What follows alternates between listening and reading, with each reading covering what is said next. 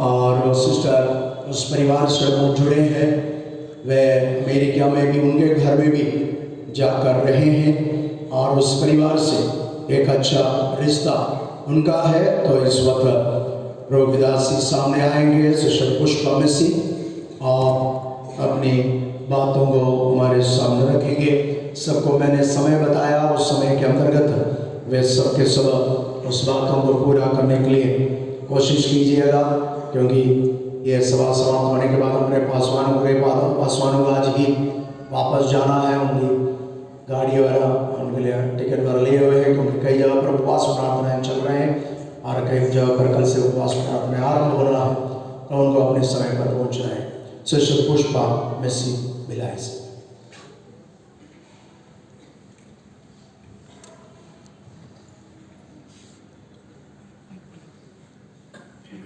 Praise the Lord. कुछ लोग होंगे जो मुझे पहचान रहे होंगे। राजा तालाब की लड़की मास्टर पीएस सैमुअल के आत्माओं जीतने के लिए जो पहला फूल था वो था मेरी माँ, प्रेमी बुआ बोलते थे। उस प्रेमी बुआ की छोटी लड़की पुष्पा मैं हूँ। स्कालिया परिवार के सेवाओं को याद करने के पहले मैं यही चाहूँगी कि वो घराना इतना आशीष है प्रियो, आशीषित है प्रियो, क्या धन्य है उसकी माँ मरियम, उसके पापा जिन्होंने 3 भक्त लोगों को जन्म दिया। सबसे पहला बेटा यूहन्ना, सेकंड हमारे पीएस सैमुअल, जो 7 साल से उन्होंने प्रभु को चुना और 18 साल की उम्र में उन्होंने अपने आप को प्रभु के सेवा के लिए अर्पित कर दिया और वे रायपुर आए। मगर प्रियो, ये कहने में मुझे कोई भी दुविधा नहीं होती कि मैं बड़ी छोटी इस बच्ची के समान थी और अपनी माँ की साड़ी का पल्ला पकड़ करके मैं मीटिंग में आया करती थी। मीटिंग में क्या था, एक ऊपर का घिरा हुआ चारों तरफ से वो एक पुराने ज़माने में ऐसे हुआ करता था कि कोई कन्वेंशन हो रहा है, कुछ हो रहा है, तो उसको हमेशा चारों तरफ फैला दिया जाता था और हम छोटे बच्चे उसके उसे छेदा से ऐसे उसको फाड़ देते थे, तो हमको पिटाई पड़ती थी। मैं वो थी बहुत छोटी, मैं सोचती हूँ कि शायद मैं दूसरी तीसरी कक्षा में पढ़ती थी। मेरी माँ पहली बपतिस्मा पाने वाली स्त्री थी, प्रेमी बुआ कहा जाता था। और ये नीचे के हॉल में जब उनका बुढ़ापा था तो वो कोने में उनके लिए मास्टर पीएस सैमुअल एक छोटा स्टूल रख दिया करते थे और कहते थे कि कोई उसमें नहीं बैठना, वहाँ प्रेमी बुआ बैठेगी। मास्टर पीएस सैमुअल के समान प्रचारक दुनिया में मैंने अभी तक नहीं देखा न सुना। जब वो आए तो दुकानों के कॉरिडोर, जब दुकानें बंद हो जाती थी उस कॉरिडोर में बैठ सोया करते थे, कुकुड़ करके, ऐसा सिकुड़ के, छत्तीसगढ़ी में कुकुड़ के बोलते हैं हम। और ऐसी सेवा किए, भूखे प्यासे पूरी जीवन बिताया। उस समय हम लोग सिविल लाइंस में रहते थे राजा तालाब के, और मेरी माँ अंडा बेच कर मास्टर सैमुअल को जमा करती थी पैसे के लिए और किराए का मकान दिलाया राजा तालाब में। मैं छोटी लड़की अपने फ्रॉक को जब कभी भी मटन और मछली आता है तो फ्रॉक से ऐसे दबा करके मेरी माँ मुझको चुप छिपा करके जा और उनको खिलाया करते। ऐसे दास जिनका ठिकाना नहीं, कहाँ रहूँगा, क्या खाऊँगा, क्या पीऊँगा, आज ऐसे दास हैं। प्रियो, हम सच में खुशनसीब हैं कि हमको ऐसे दास मिले हैं। कहाँ से कहाँ तक पहुँच गया देखिए। पूरा मास्टर पीएस सैमुअल के पहले यूहन्ना उनके सबसे बड़े भाई थे और पीएस सैमुअल यहाँ पर रायपुर में उन्होंने अपनी मिनिस्ट्री चालू की, पेंटीकॉस्टल। और उनको कहा जाता था कि ये लेडीज़ का चूड़ी तोड़वा देते थे, विधवा बनावत हंसता, टूरी मल्ला, लड़का मल्ला, ऐसे करके मेरे दादा डंडा लेकर उनको मारने के लिए जाते थे। ऐसे विपरीत परिस्थितियों में उन्होंने इस प्रकार मिनिस्ट्री की होगी। You can very well think about that. बहुत अच्छे से सोच सकते हो। कोई होता तो भाग जाता है। आज इतनी बड़ी मीनार, इतना बड़ा मकान, इतना बड़ा चर्च हमारे लिए है। तो मैं एक उस समय की लड़की हूँ जिन्होंने पास्टर पीएस सैमुअल की समय की स्थिति को देखा है कि उन्होंने किस प्रकार अपनी मिनिस्ट्री आरंभ की और आज वो कहाँ तक है। शुरू में हमारे पास्टर आते थे, प्रचार करते थे, तो ऐसा लगता था कि पास्टर पीएस सैमुअल बोल रहा है। पास्टर पीएस, आवाज़ भी उनकी वैसे ही थी, थोड़ी थोड़ी अभी चेंज हो गई है, बिल्कुल पीएस सैमुअल के समान। हमारे अभी के पास्टर, वो सच में हम सबके लिए धन्यवाद की बात है कि वो ऐसे पास्टर हैं जो अपने गुरु के रियल डिसाइपल हैं। तो मैं अपने बात पर आऊँगी कि हम डॉक्टर स्कारिया के सेवाओं को याद करते हैं प्रियो। डॉक्टर स्कारिया उनके छोटे भाई थे और वे अमेरिका में रहते थे। इससे पहले तो उड़ीसा में उन्होंने एमएससी वगैरह किया और स्कूल लाइफ उनकी केरल में रही और वो भी प्रभु के पीछे चलने वाले व्यक्ति थे और उन्होंने अमेरिका में नौकरी की। उसके साथ साथ प्रभु की सेवकाई भी की और मुझे अचानक जाना पड़ा अमेरिका। अचानक का मतलब क्या है कि मैं उस मिनिस्ट्री में हूँ प्रियो जिसमें प्रिजन मिनिस्ट्री, और मैं अति स्पीकर हूँ। बचपन से तो माँ के साथ अपनी पेंटिकॉस्टल चर्च में आया करती थी, पेंटिकॉस्टल कन्वेंशन में आया करती थी। तो मैं I was a very good orator, debater, speaker.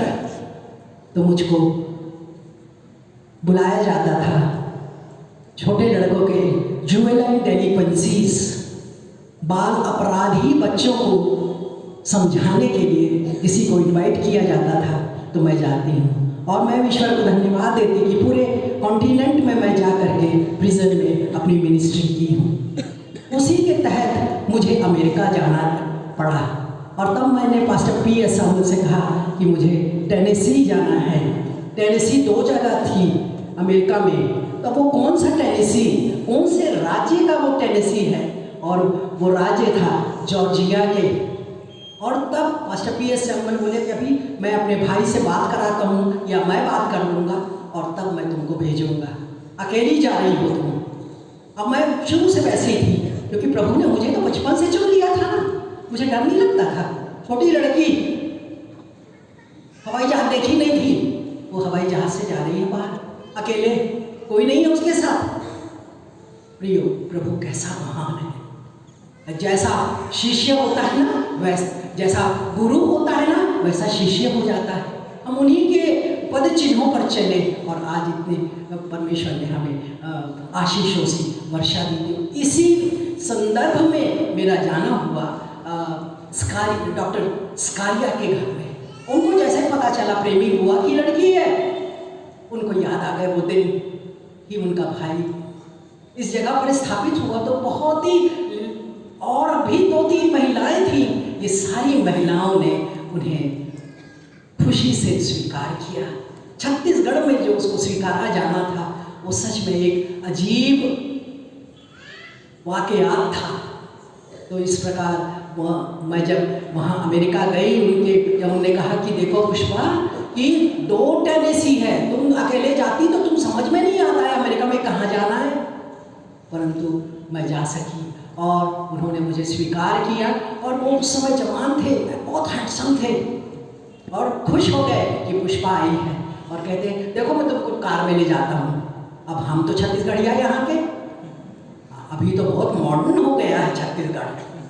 तो उस समय वो कहते थे चलो कार में बैठो और तुमको घुमाता हूँ। और उन्होंने मुझे म्यूजियम दिखाया जिसमें डायनासोर्स, यहाँ से वहाँ तक डायनासोरस के वो म्यूजियम में उसके स्केलेटन था, हड्डियाँ थीं। और उसके बाद उन्होंने स्पोक टावर भी ले गए हम लोगों को और वहाँ से पूरा शिकागो सिटी दिखता था। मैं इसलिए बता रही हूँ कि प्रभु के दास होने के बावजूद भी वो एक सांसारिक व्यक्ति थे जो खुशी और दूसरों को मेहमान नवाजी करना जानते थे। और उसके बाद फिर मिसिसिपी झील, वहाँ पर भी मुझको ले गया। मेरा चश्मा कहीं गिर गया था उस दौरान, एयरपोर्ट पे ही गिरा होगा, मैं नहीं जानती। तो उनसे कहा कि मेरे पास चश्मा नहीं है। अब बोलते चलो बैठो कार में, और मुझे कार में ले जा करके बोले आपको तो नंबर नहीं मालूम ना, मैं कैसे देखूंगी चश्मा, कैसे बोल रहे हैं।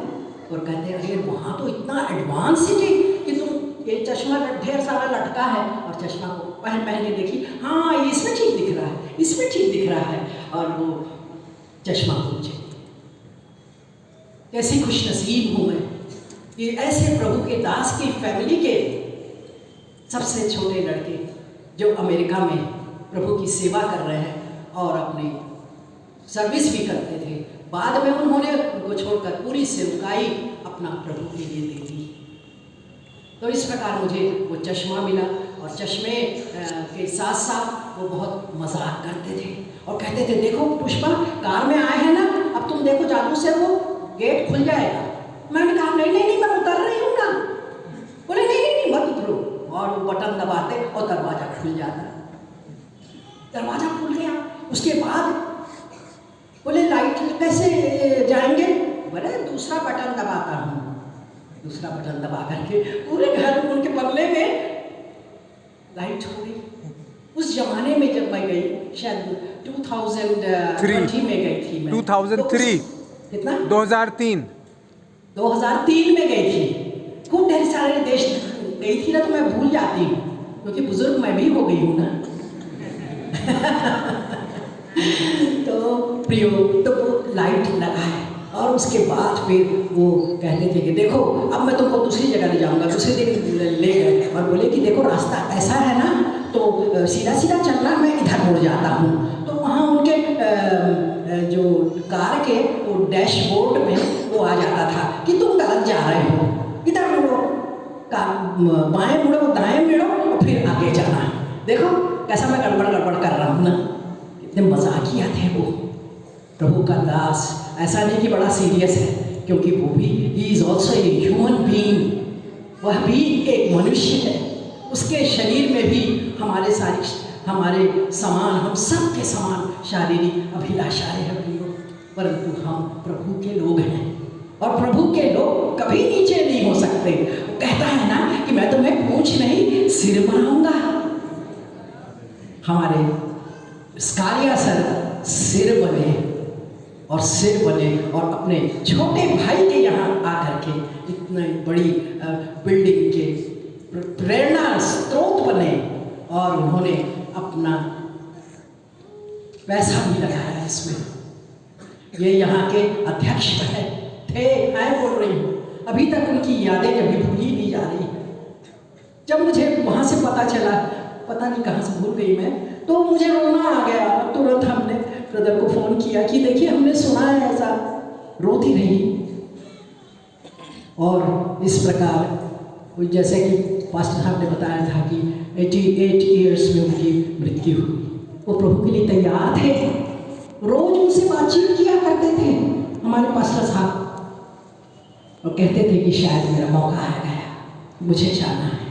तो प्रियो, ऐसे गुणवान परमेश्वर के लिए अपनी ज़िंदगी कुर्बान करने वाले व्यक्ति जो यहाँ के अध्यक्ष थे, बाइबल कॉलेज के प्राचार्य रहे, ऐसे व्यक्ति को मैं नमन करती हूँ। और मेरा दिल हमेशा उछलता रहा कि मैं कब पादरी साहब से बात करूँ, उनकी सेवाओं के बारे में बताऊँ कि पूरा घराना कैसा आशीषित है। यहोशू के समान कि मैं अपने घराने समेत सेवा करूँगा। विश्वास किया यहोशू ने।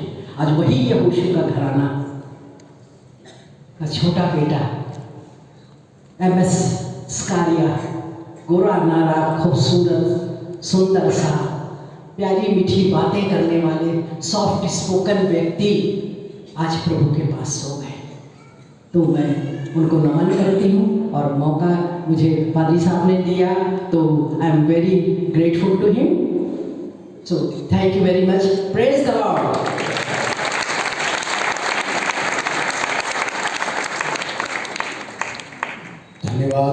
दासी को जिसने अपनी यादें हमारे सामने रखा, प्रभु ने अपने आशीषों से भरपूर करें।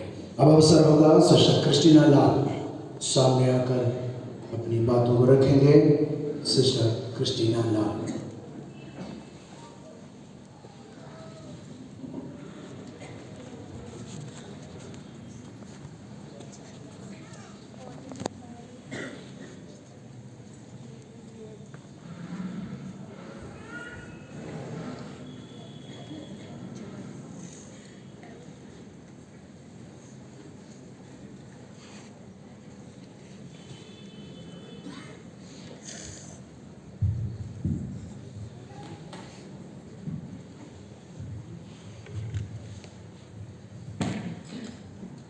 Praise the Lord.